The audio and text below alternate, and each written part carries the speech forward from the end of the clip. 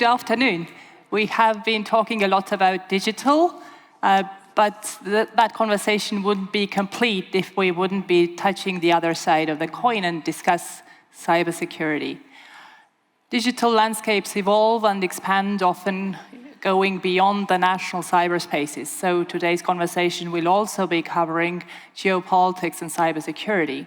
The discussion features the crucial aspect of the division of responsibility between the government and the private sector in countering cyber threats. And I'm thrilled to have as the conversation partner Professor Andrew Grotto, educator, researcher, consultant, a seasoned cybersecurity expert, and a professor from Stanford University. So, Andrew, please join me on the stage.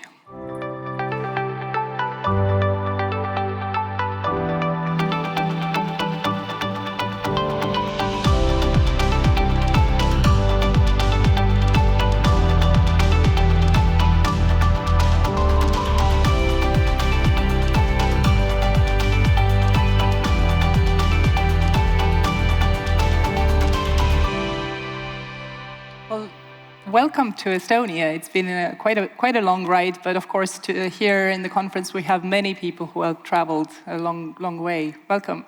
It is great to be here. It's actually my third time in Estonia, but my first time in Tartu. So I'm really excited to be here. All right, nice to have given you a reason to visit a bit more of Estonia beyond Tallinn.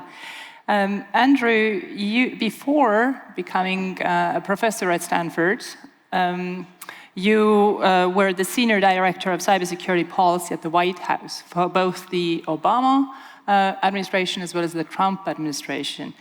So you have seen and witnessed cyber both from the academia but also from the policy-making side of the world.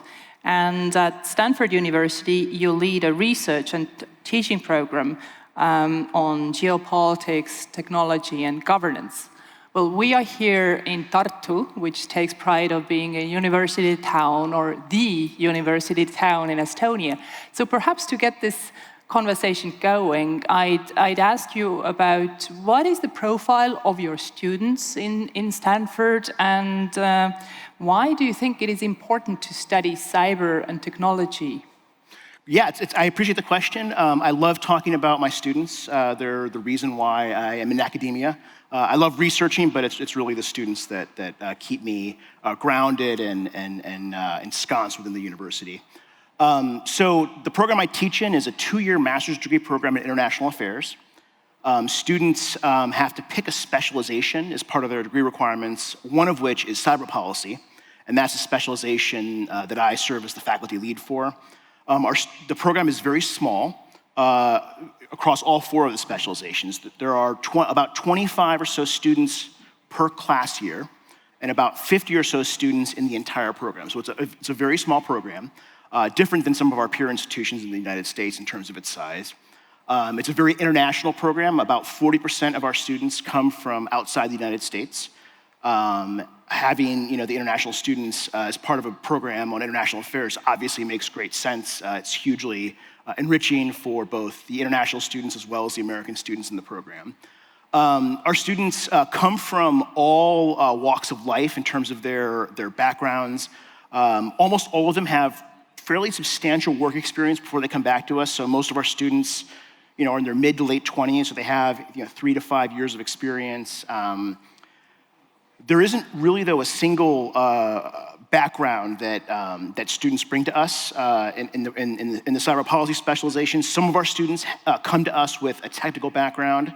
Others have no technical background. And so, we really want to position our students to be able to take a cyber policy problem, or even a tech policy problem more broadly, diagnose what the problem is, and craft a tailored solution, whether they're working for a government or in the private sector, because about half of our students end up in the private sector after they graduate.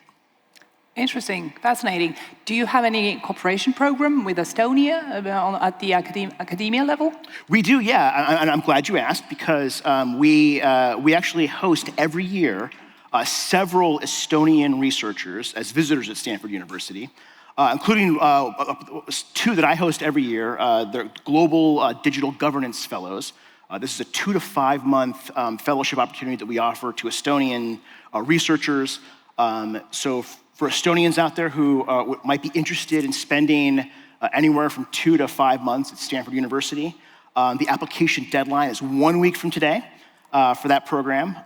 We do it with the Ministry of Foreign Affairs here in Estonia and Vabamu, the Freedom Museum in Tallinn.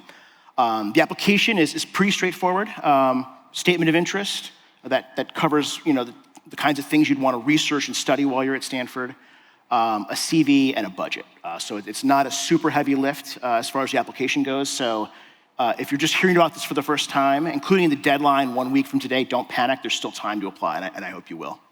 Fascinating. I hope that this is the first concrete takeaway for the audience of interested in learning more about this and expanding their view from Estonia to Stanford.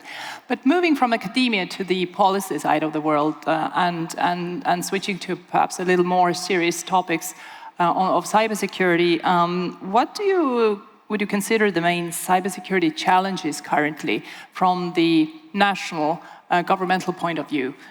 This was also a question I was asked actually 2 weeks ago from a Bloomberg journalist. This is a broad question, but it perhaps gets us going because it could be the lack of sustainability of financing or the fact that there is not enough transparency and trust and information sharing between the public or private sector, or is it that the lack of awareness and cyber hygiene of the overall users or something else? What would you point out? So I'm going to zoom out to a pretty high altitude here and say it's economics. Fundamentally, it's about economics. And there are 3 issues that I think explain an awful lot of the relative lack of cyber resilience we see really across the world in terms of digital systems. The first economic problem is that customers, whether that's a consumer, a business, or even a government of digital systems, don't have a strong enough incentive to invest in cybersecurity. And there are some interesting kind of case studies for this. I'll share one with you just to kind of give you a sense of how this economic logic might apply to cybersecurity. You all know sort of probably the basic economics of pollution, right? The idea that when, for example, a factory produces emissions, unless it's forced to internalize the cost of its emissions, it will pass that cost off onto other people, for example, in the community, right, who have to breathe that polluted air. There are elements of cyber risk that actually have that same characteristic. So if you've heard of the concept of a botnet before, a botnet is a compromised network of computers that are used to then carry out attacks against third parties. Ransomware attacks are often perpetrated by botnets, in effect. You can think of a botnet as the cyber equivalent of that polluting factory. Because typically what happens is the owner of the computer that's compromised is not the end target of the attack, right? Their computer is used to carry out an attack against a third party. So for example, there's a famous botnet called attack a few years ago against a DNS provider, where many of the devices in this network were consumer-grade IoT devices. So think baby monitors, IP, TV, recording systems, just ordinary consumer devices. What the attackers did was they then used those devices to launch denial of service attacks on the New York Times, on banks.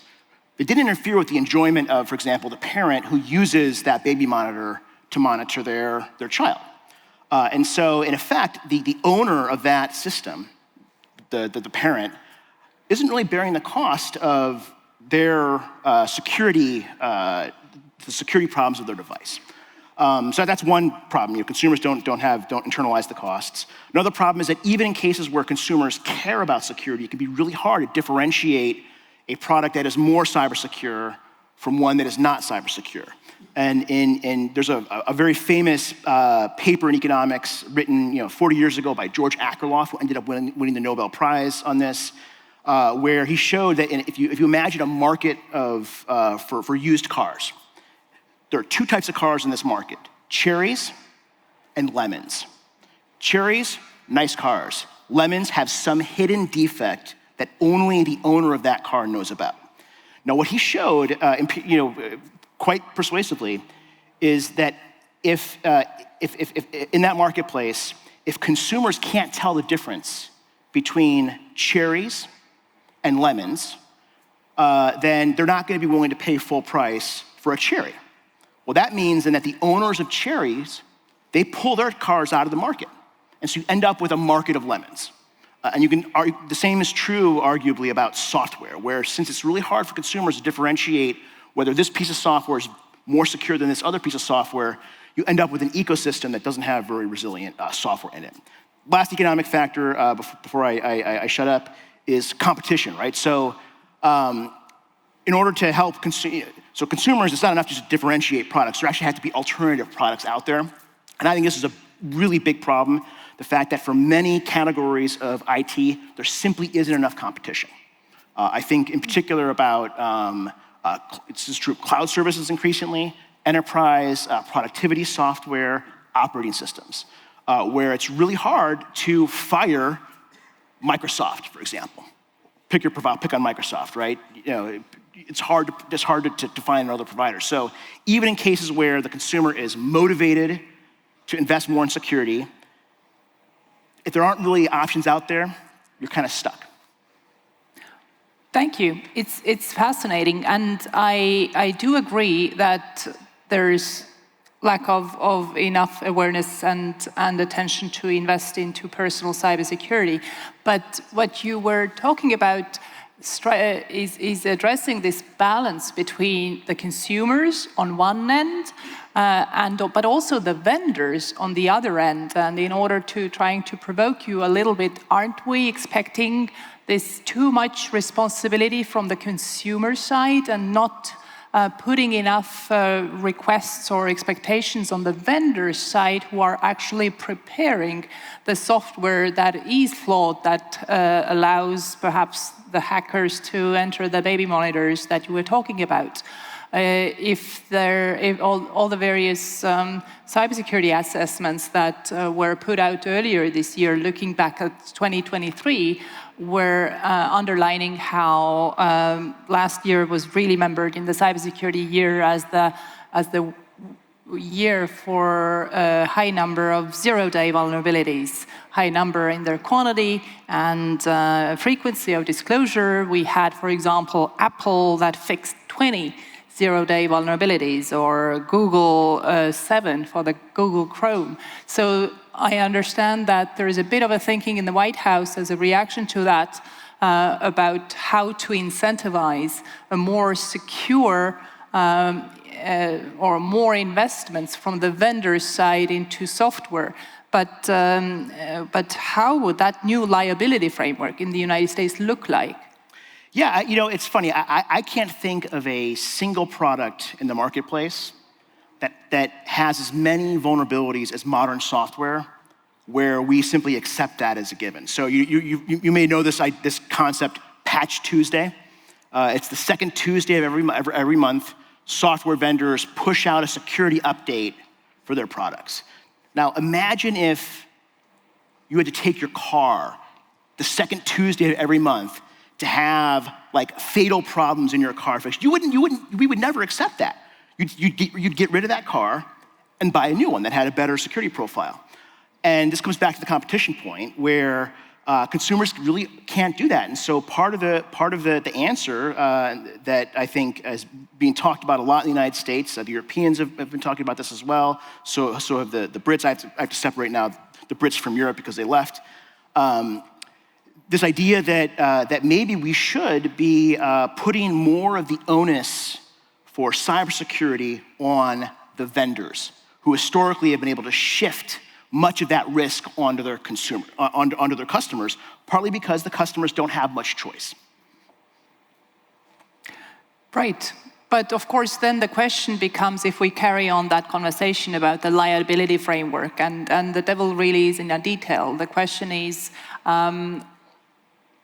whose vulnerability and how do you define a vendor in that regards? Is it the vendor who actually designs the software? But what about responsibility of those who are actually operating it? or configuring it. So can you cast light into that conversation? So I ultimately, both the owners and operators of IT and the vendors it's a shared responsibility. But I think the way that the market has evolved, over the past 40 years, is that much of that, a disproportionate proportion of that risk is borne by the customer, right? So again, a consumer, a business, a government, as opposed to the vendors who are selling these products. And so this debate is about how do we sort of reallocate that risk burden. One way to do that is through liability, right? Whether through sort of traditional notions of negligence or through regulatory requirements that are not focused on, for example, the bank or the power company or the water utility, but on the vendor of their digital systems. Now, this is a really hard problem to tackle, because part of the reason why we have such a vibrant, innovative software ecosystem is because software companies have not had to think about liability the same way that manufacturers of other products have had to think about. So it's given them a lot of freedom to innovate, and the challenge then is, okay, if we're going to require software innovators to take on more risk, how much cost are we willing to accept in lost innovation? That's the trade-off. My own view is that I'm willing to accept a little bit less innovation if it means that the systems we deploy are more resilient by default. Right, and of course, if we take this vendor-customer balance of responsibility and the triangle of the operator at a higher level, and look at what really concerned the US government officials when they briefed about the threat again earlier this year, because these threat briefings often happen in the first months of the year. There's this concern about how do you guarantee that flawed software, or what do you do about a flawed software that allows hijackers to not enter just the baby monitors, but actually more serious critical infrastructure, such as water dams, power grids.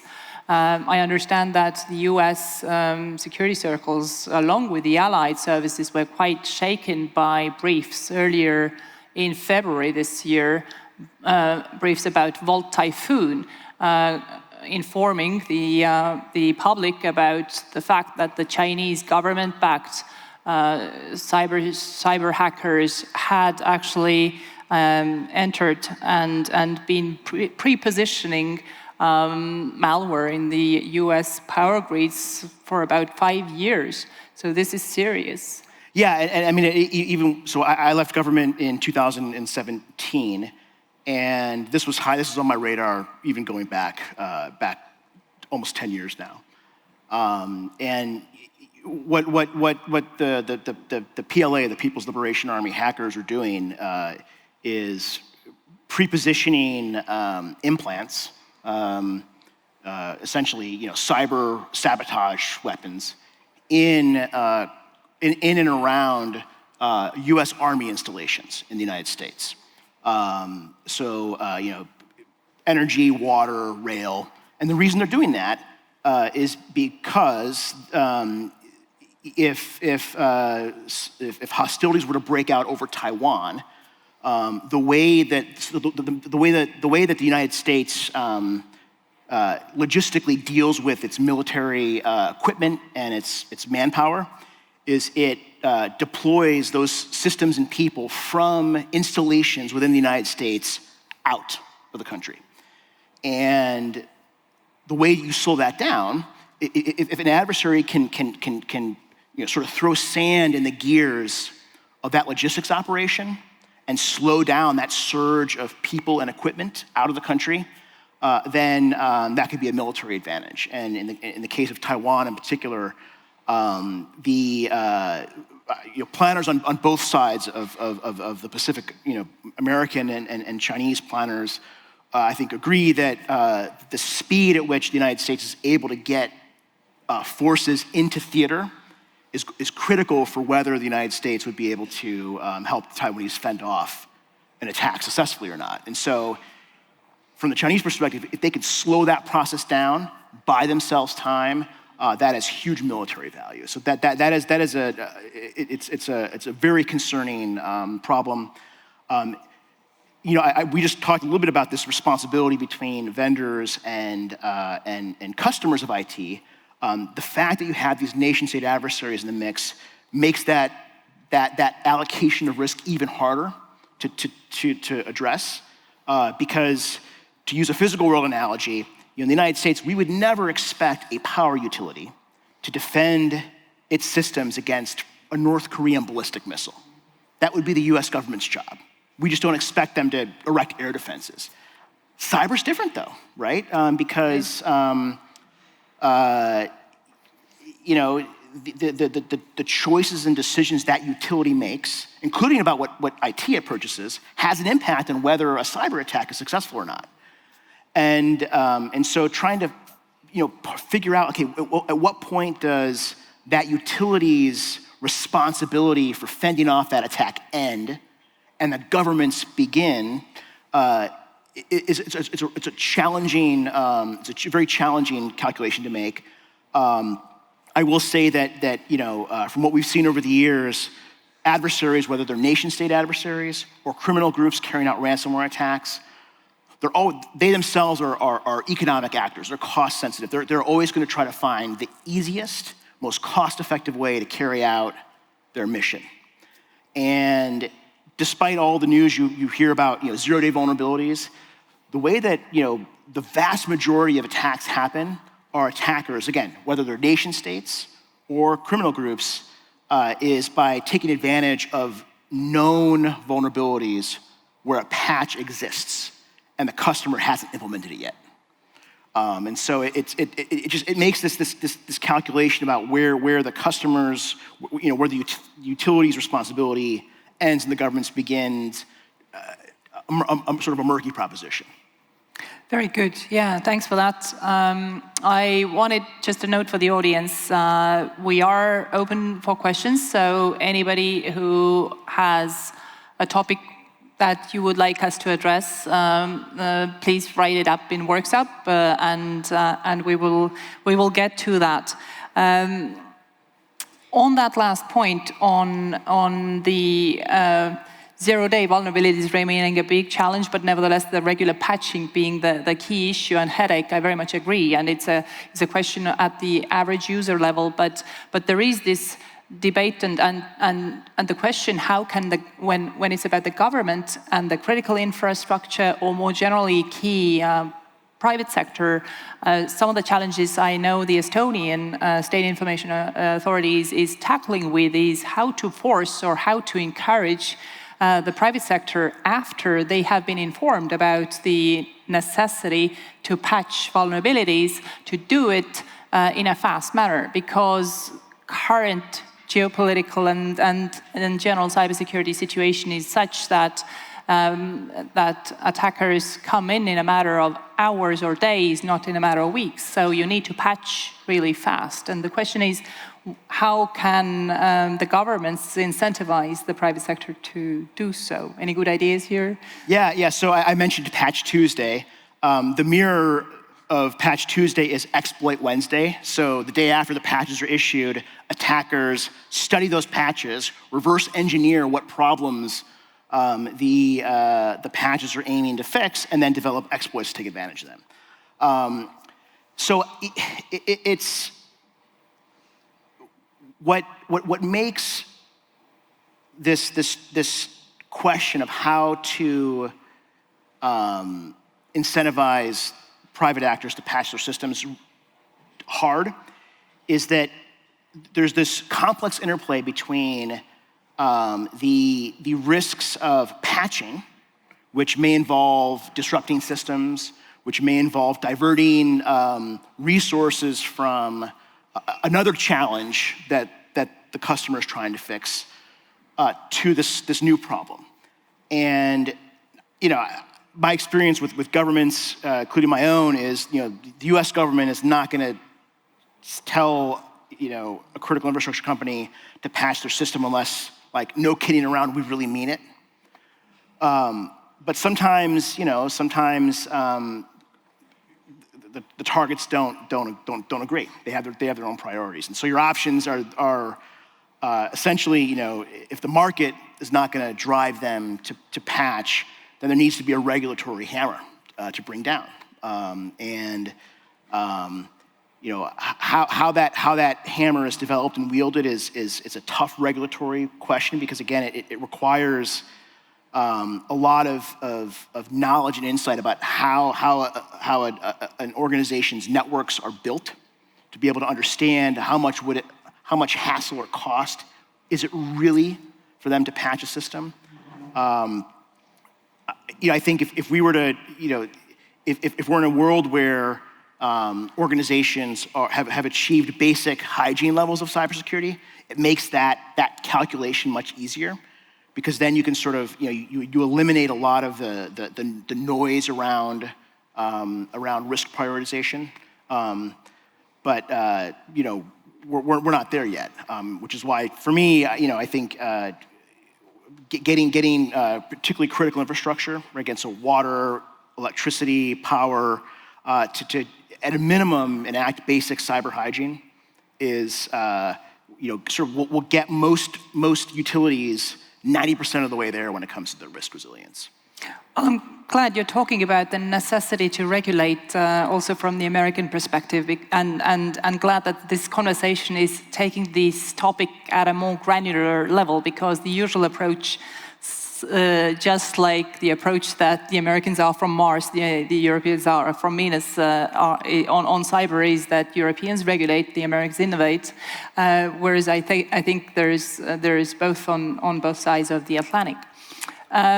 Coming to the questions, we talked about difficulties or challenges and ways to incentivize patching. There is a question from the audience: what should the government responsibility be to get citizens more cyber ready? So going back to the individual level.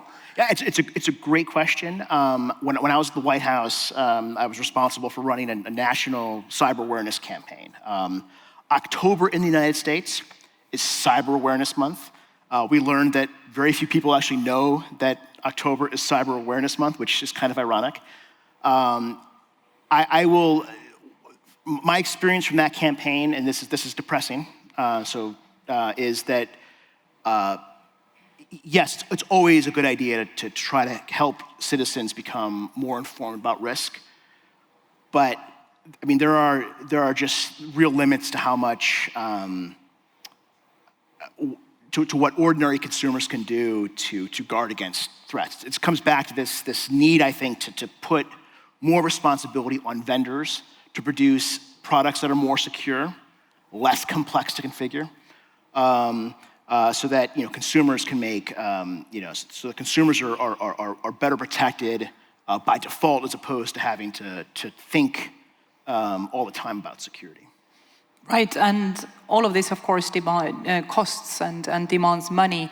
So actually, there is a question on the financial burden of cybersecurity, which, adding my own part to it, could be a philosophical question of whether cybersecurity investments made into cybersecurity should be seen as a burden or an investment. But on your view, have you come across a certain percentage of GDP or calculation by other means of how much should a government spend on cybersecurity? And I don't know, we are discussing here a lot about development cooperation projects. So there's a question of countries that sometimes governments that cannot afford to do it.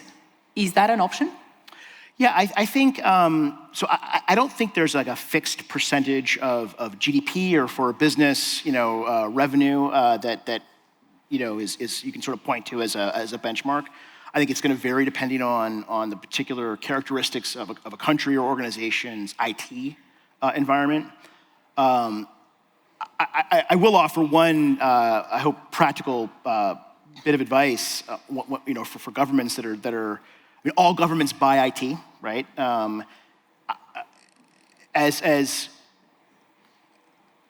worry a lot about vendor lock-in. And so, for countries, and this is true of businesses too, who are buying IT, I always say, celebrate the deal you cut with your vendor, right? It's a good day, you're buying new stuff, that's good. But as part of that negotiation in the back of your heads, think about, okay, if things don't work out, how do I fire these people? Which can be very difficult to do in IT unless you prepare for it, because I mentioned competition earlier. There aren't a ton of alternatives. If you're buying productivity software, for example, for a government, for a business, you've got maybe 3 or 4 options. You've got Microsoft, Apple, Google, open source, right? And so ask yourselves, if I wanted to switch, how hard is that going to be? Because switching is the leverage you have as a customer to encourage or incentivize your vendor to take on more of that cybersecurity risk. If you can't fire them, they're gonna dump that risk onto you. I could tell you from the U.S. government experience, we have a vendor that provides 85% of the productivity software for federal customers, and almost 100% of the operating system software, and a growing proportion of the cloud service accounts. And there was this famous hack called SolarWinds. You may have heard of this if you're a cyber geek like me. SolarWinds was an episode, I think 3 years ago now, where the Russian SVR hacked into a provider of network surveillance monitoring capabilities, which sort of gave the attacker kind of the ultimate high ground as far as being able to spy on their customers. And it turns out that that when this was discovered, many organizations within the U.S. government couldn't tell if they were victims of this attack or not, because the contract they had with their IT vendor didn't include very robust event logging services, which the vendor was driving a hard bargain on because it had leverage, right? It was essentially trying to upsell security. So to me, logging is like a seatbelt in a car. You would never go to a car dealership, look at a car, go to buy the car, and only to have the dealer at the very end say, oh, by the way, if you want a seatbelt, it's going to cost you. No, you assume there's going to be a seatbelt in the car. Same with brakes. IT's not like that, and that's because, again, the vendors, they have leverage. And so, for customers, thinking through how to avoid that lock-in scenario, how to preserve some leverage so that the vendor can't pass off all the cybersecurity risk costs onto you, I think is vitally important as a means to address the cost and complexity of addressing cyber risk. That's useful, and it's useful also to remind us that us as consumers, we can demand the car belts, the airbags, and the brakes of the cybersecurity from the vendors. Thinking of yet another phenomena that I think is undermining cybersecurity is this fear of missing out, that the private sector is competing within each other. There is a fierce competition out there, and there's a fierce competition between our subjects. I know that the other room is discussing AI, so I wanted, as one of the departing sort of topics, bring in the AI. Over the weekend, reading the FT, I discovered how the OpenAI's top safety leaders were leaving the company because of concerns of the prioritization over shiny products rather than risk and focus on security. So would you say that because of this fear of missing out, there's some rush deployments without supporting risk mitigations, and when also talking of AI, or so more generally, would you regard AI as more as a risk from the risk aspect, or more opportunities? Yeah, so we talked about Patch Tuesday. I mentioned Exploit Wednesday. There's also Ship Monday, which is the vendor side of the equation, right? So the idea being you ship your product, assuming that you'll have to fix it later. That way you can get your product out to market fast. So this Ship Monday phenomenon is very real. It's been a prominent characteristic of the software market for 40 years now. And it comes back to competition. The reason why vendors push products out quickly why digital goods in particular is because there's this called a network effect. The idea being that if you are able to get as many customers as possible up front, you are able to lock those customers in to your platform. And that becomes your competitive moat. And so there are very strong incentives whenever you have a technology that has this characteristic of being able to lock customers in, of trying to get that product out there first. Because if you're the company that's able to lock your customers in, you win. If you're slow, you're the competition, you're locked out, right?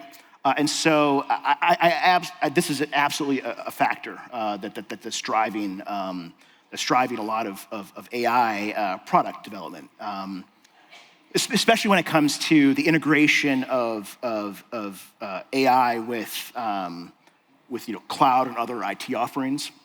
I think generative AI in particular, I think has this characteristic.